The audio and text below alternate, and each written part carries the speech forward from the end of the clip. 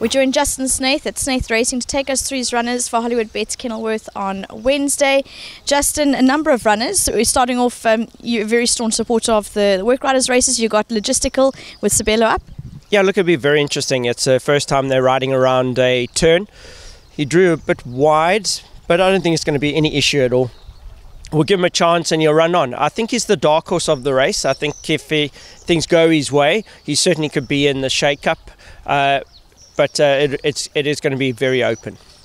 Race 2, the 3 runners. First of them, One Fell Swoop. Doing well at home. First run, so you're not always sure how they're going to act on a day. But she is a little bit hesitant in going forward, but she's a beautiful filly. If she decides to drop the hammer and give it a go, she'll be right there. She's beautifully bred, and that always helps first time out. Richard Up Flying V. Very good second last time out after a break. Obviously we think she'll come on from that, so a filly that certainly should go close. And then Vit Blitz with Sean Villa. Been very unlucky, this filly, in that she has always got a slight bug and things like that. I do think that she's a lot better than the last couple runs, and I've got into this race in pretty good fitness. Her first run was a great run, then as I said, she picked up a bug. Doing well at home, could easily be the upset of the race if all goes well. Race 3, 4 runners. First up, Jay Roops. He's a beautiful looking trippy individual. He's got that temperament that he's just always mucking around at the moment, but exactly how you want them. I mean, I'd love to have him all revved up and a horse that takes off down the track. He's not that horse. He's the one lazy. You got to chase him to go anywhere, but in such a nice way, the way you actually want them. So in doing that, I'm hoping he's got a little bit of a natural ability and runs a nice race here. He's going to be more effective over further, certainly one for punters to keep an eye on. You'll see him in the parade ring and he's worth watching. Number 8 is Runaway Bomb. Another one of those fillies that had a little bit of a breathing issue. We've tried to sort it out as best we can. She had a little bit of an operation, and that sometimes can turn around a horse's form. So she could be, if it's worked, she's got a lot of natural pace. She could easily run into the quartets and trifectas. Underworld, would that be the pick with Richard Up? I think so, just because the first run was so good. He no nonsense and ran on beautifully for a good place. So I think he will come on from that and will be fighting it out. Last of them, Malicious. She's quite naughty, also a lot of pace. That's why I just thought run them against the colts. We're finding this year the fillies are just more precocious than the colts. They either need gelding or they're too heavy. The fillies just seem more racy. So just hoping for a positive run from her. Race 4, 2 runners. First of them, Call It Fate, lightweight up, and JP up. Yeah, I don't think she corners that well. She's one of those fillies like we're jamming. I'm going to try her up the straight. She's beautifully handicapped. If she can get going in the last bit, a horse that you might have to put into all your permutations. She's never far off, low rated, could always pop up, especially in the conditions. The other runner is Strawberry Light. Very hard horse to train. I haven't galloped her. She's running fresh. You might enjoy it. She's probably better over further. I find she taps out in races. She gets to a point and then she just says, right, that's enough. So I'm really hoping running her fresh, something could maybe come of it. But even Richard was opting for other rides. So I think, follow Richard on whatever he looked for here. Race 5, the 2 runners, Bye Bye Bombshell, well drawn. Well drawn, but it's one of those fillies that ran a 6 in a feature race somewhere in Durban as a 3-year-old and has carried that penalty for the rest of her life. You can see where she is in the weights here. She has dropped, but I mean it's slower. Hopefully we can win a race with her before she goes to stud. As I said, she just carried that weight for her career, and it's always been hard. I finally got into a low division, but big weight. She should go close here. She really should. We're running out of time with her. Maybe this is the type of race that she can win. You've also got Double Check with JP up. Yeah, a filly that we're hoping for. We were waiting for the soft ground. She loves to run on it. A filly that could always pop up. I don't know if this race is a bit strong for her. She is always the upset type of horse, and I think JP, I think for the punters, I think watch out JP on this day. Richard's riding a few horses. The odd one got a bad draw. JP's going to be, if he rocks up and he has a bit of luck in running, JP could walk away with more silverware than Richard. Race 6, talking about JP collecting silverware, you've got Just Before Dawn and another lightweight. Well, he has a filly that won a maiden handicap, come out and gets a low weight. You know, it's just, it's where the handicapping works against the majority of horses. Some horses are fortunate, and here's one of them. Very well weighted, has no excuse off that weight, and certainly a horse that punters must put into everything.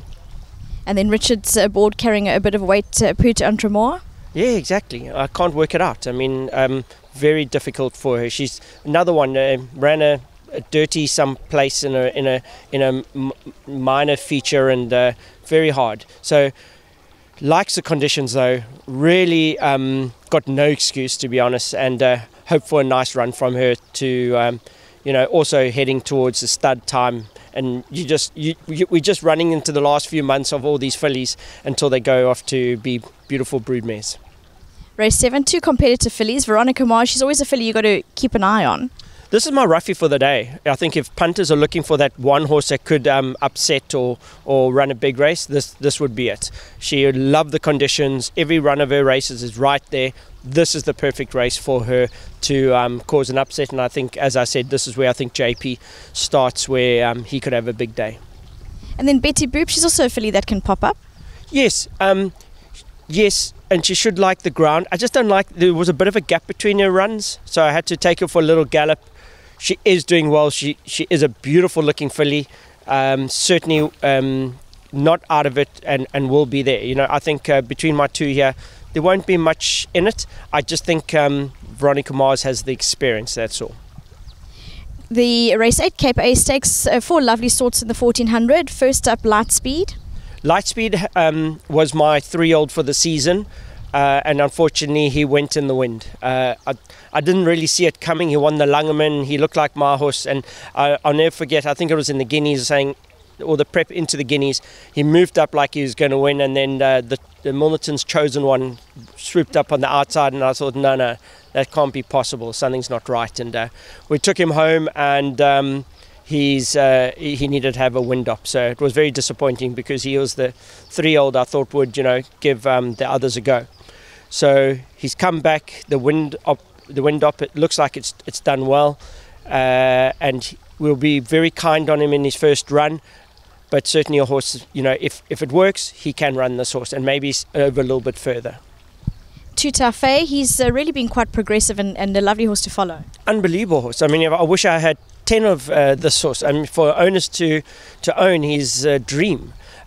Same thing, he's well, he'll go positive and run his race. So even my own horses are going to be a little bit closer to him, because last time he caught them all napping. So I think this time we'll be a little bit more positive on top of him and not give it to him as easy as he had last time. But he's a horse that you could throw the kitchen sink at him and he'll give his best. So again, got to put him in everything.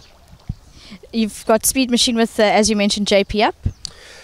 Yes, he loves a soft. Plain simple. If the ground is soft, Speed Machine can run against anything in the country. It's as simple as that. And this is a perfect race for him. If JP gets, as I was saying earlier, JP could be on the sneaky ones on the day. This is certainly one of them. Got to go into everything. You can't leave him out. 1400's his best distance. Last time, even at 12, he wasn't far off Rio Kawari. You got to respect him. Then Royal Aussie, a horse I always enjoy over the 1400. Yes, last time out we gave too much ground. 3-year-olds are not kindly in these races, but like we saw without question, if they can run well here, they can contest anywhere. So this is a big race for Royal Aussie and where we go in the future. Last time out may have needed it. The conditions didn't suit him, too far back. He'll be a lot closer on the pace, and we're going to give him every chance to showcase if he's good enough to warrant taking up for a race in Natal. Race 9, the 3 runners, Inamororo with Sean Veal up. Yes, last time JP's given me one bad ride. I must be honest. This was it. So, which is a lot better than most jockeys, I can assure you. given a little bit of a chance, I think he could run a big race. He's one of mine that I think will fight out the finish. As I said last time, he'd come back from a break, 100 miles an hour to the front. Given a bit of a chance, we could see a good run from him. JP's on prevalence. Here we go, JP. Big runner. I've been waiting for a race for him forever. And it's finally here. First run back from gelding. For the punters, into the if this is the last leg, the pick six, put him in. Do not leave this horse out of any of your bets. He's the one horse with the draws, the way they came out. He's going to be right there. Put the other horses in that you feel you need to. Just make sure you do not leave this horse out of anything. Draws, you mentioned Mutual De Niro, a bit of a wide draw, but he's got a light weight and Richard up. 1400 from a wide draw is not easy. It's like a Kenworth 1200 from a wide draw. It's very hard. But in saying that, this is a horse that punters must follow. He's been gelded. All my horses that were disappointing in the Derby all got gelded. They're all in the comeback runs. He's a horse you might have to put him in, because if he low level flies the last bit, he could go close. Make no mistake. First run from gelding, very well. If it was a mile, I'd say he'd be the horse to beat. 14 from that draw, he's going to need a little bit of luck. Well, Justin, all the best. Awesome, thank you very much. It's Justin Snaith taking us through his runners, and lovely advice and top tips. So pay attention, make notes, and we look forward to Hollywood Bets Kenilworth on Wednesday.